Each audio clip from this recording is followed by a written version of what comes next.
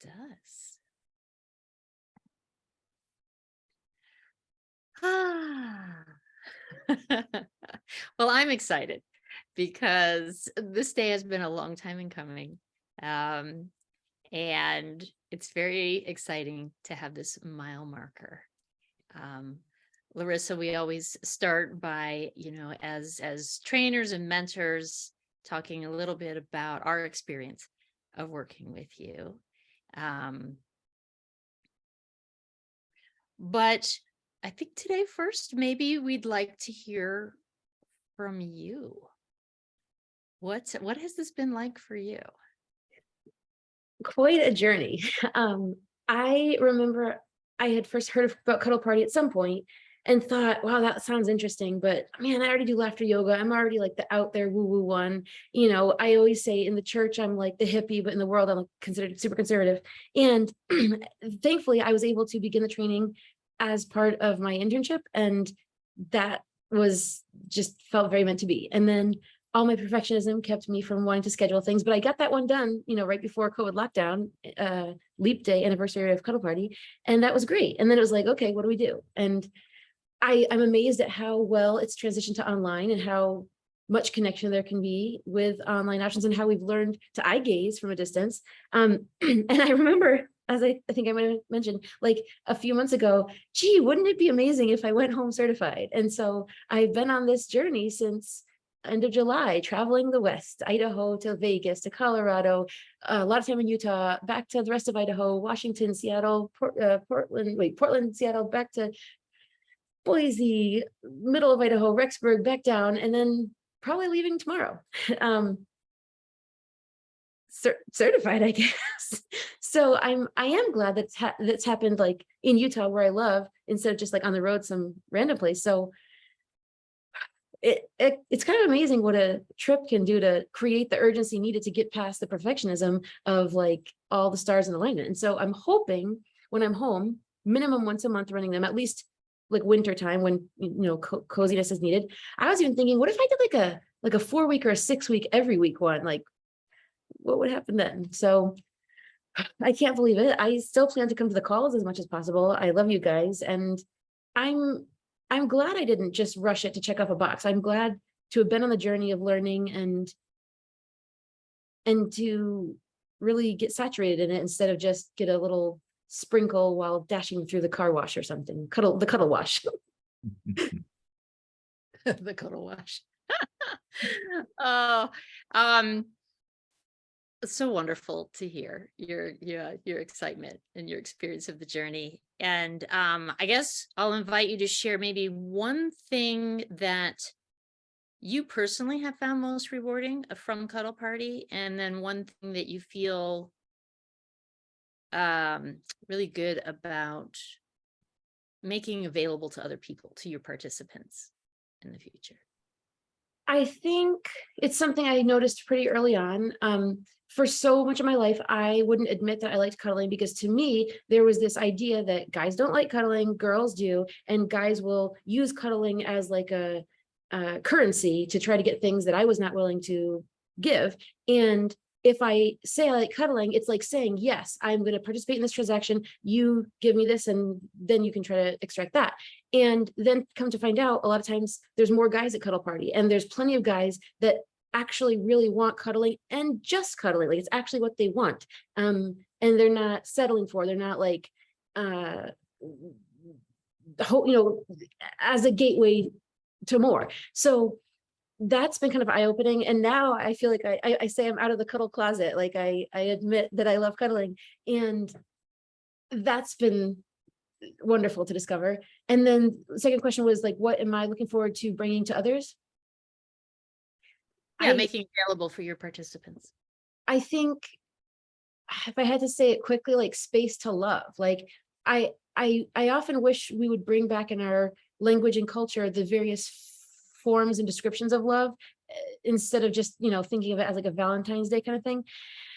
And I think I've heard in the various trainings here, there, and everywhere about like when we have love to give that we don't have an outlet to give, like it gets kind of backed up, and I call it like festering. Like it's not just that we want to be loved, we also want to love. And I think this is a venue for that, because when you think about having, like one of the videos of Cuddle Party talks about, society says we have to be in a relationship to receive touch, but the amount of things that have to line up to get the right person for that to happen. I mean, I've been saying, if I can't even find a ballroom competition partner or a travel buddy, which has way lower standards than a mate for me, then what hope is there of getting a mate? So I think here, because of the boundaries in the container, we're able to give and receive love with people that we don't want to be mates with. We maybe don't want to be even friends with. Like, we can still love each other. And that's the thing. I think the place where we drop our personal differences at the door, and we're just here to exchange the energy and get high on oxytocin. Oh, I love hearing it. Very eloquent. Thank you. Adam, what would you like to say? Well, it's interesting listening to Larysa and having listened to her for years now. There's so much that has already been said. And so, I think, is there a question that I could ask? And they seem to be sort of covered there. So my inquiry for you, Larysa, is what do you think was a high point for you in the process? And what do you think was perhaps a low point for you in the process, in the journey that we've taken together here? I think the low point that pops into my mind is just the hesitation, the fear, the perfectionism, the thinking that if I don't bring the right snack or soft enough toilet paper, that I'm going to take down the empire of Cuddle Party. That is what comes to mind. Multiple steps in between that, of course. But and the high point, I think kind of like settling into it and recognizing, as I kind of knew in theory, but I couldn't seem to get myself to put into practice, that this isn't my first rodeo of facilitation. Like, I think maybe I was born to do this type of thing. And it's like, once I'm actually in it, it's the bleh goes away. And the bleh is just all the, oh my gosh, when should I schedule it?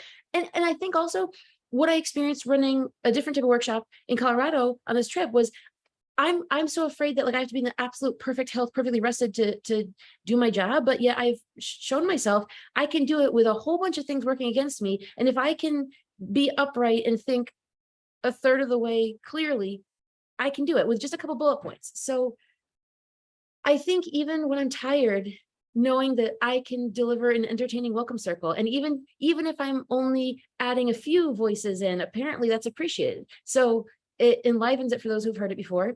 And I've maybe a new level of trusting myself and confidence, that it's like, I knew in theory I could, but now it's like, well, duh. That was always the case.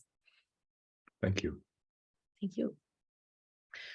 Well, I want to take a couple of minutes to gush a little bit about my experience of working with Larysa. It's been a joy. Really, it has. And to me, I just like hearing what you say just now. I love what an example you've been to me about bringing your own flavor to it. Every one of us has our unique genius. And to embrace that in spite of all of the perfectionism, you said, the hurdles and the fears and the doubts and the things that we're not great at, right? Like we all have the things that we suck at, as well as the things that we're great at. And that's been my experience of you, is really wholeheartedly facing that and embracing it and being in it with us, and the cheerful tenacity that you've done that with is a delight to me, and it's inspiring to me. I've seen a wondrous growth curve with you, and exactly what you've described here is that the things that you have an ease and a flow with, but your willingness to create a path for them and to make them available to other people by also leaning into the things that are really hard for you and accepting the help around you and realizing you're not in it alone and reaching out and creating new possibilities around it. So thank you for that. And I really, it's also inspiring that you've brought it to a community that has its own obstacles and challenges, and we live in a greater cultural, container that has resistance to it. This is a fringe thing because, people have a lot of preconceived ideas that create resistance.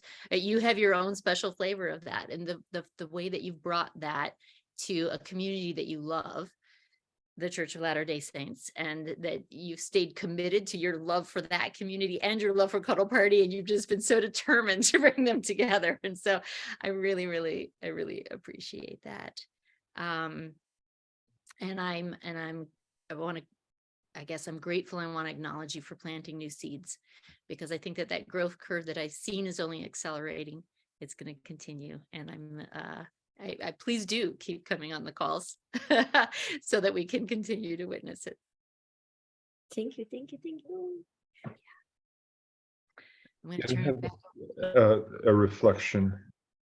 I think it's covered already, but I want to do it my own way anyway. The tenacity to be present in what's going on and the difficulties, and to come back at it again and not give up.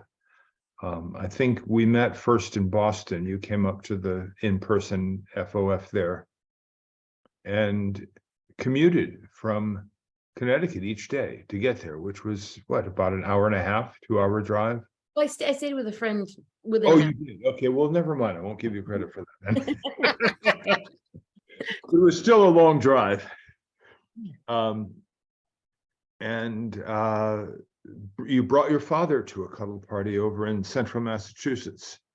And that was a long drive, and you didn't stay over with friends that time. Right. You went on home, and it was important to you that you bring him to that and show him that. Another time, I think you were driving into Hartford for something, going to some event in there, and we were on the phone with you, and it was like, processing, can I continue to do this? I think it seems to me it was raining outside or something. I don't know if you remember this, but we were communicating around this, and you were like, no, I have to turn around and go home.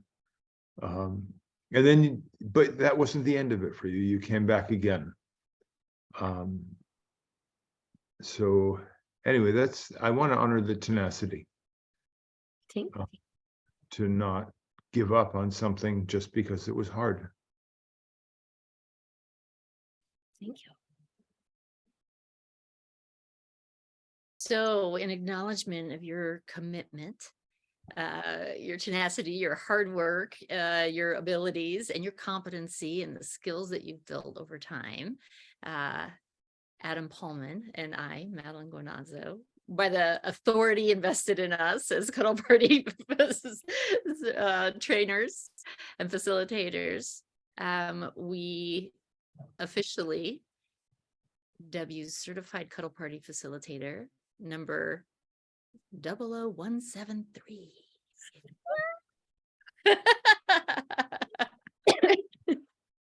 For the first time ever, we will award you. Let's see, how do we do this?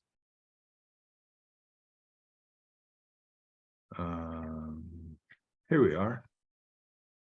This is the brand new, freshly minted certificate. Is it showing up for you? It is not. It is not. Are you pressing share screen? It should be there. Share screen. There we go. Now I think it's. Oh, great. It's showing up now. Oh. Can you scroll up so we can see the. I can. I'm sorry that we don't have a better way of showing it on here. Whee! Larysa Happiness Archaeologist, number 00173, Heavenly Nurture. And we'll email this to you, and when you get home, you can get some really nice paper and print it out and put it in a little frame on the wall. I don't even have my degrees out. I don't even know where some of them are, but this one I can already see on the wall. Well, when you get home and you get it there, come on the call or take a picture of it and send it to us. And I will put this, I think I know how to do this, but I'll put this on our Facebook page as well. There we go. Mm. We good here? Congratulations, Larysa. Thank you, thank you, thank you.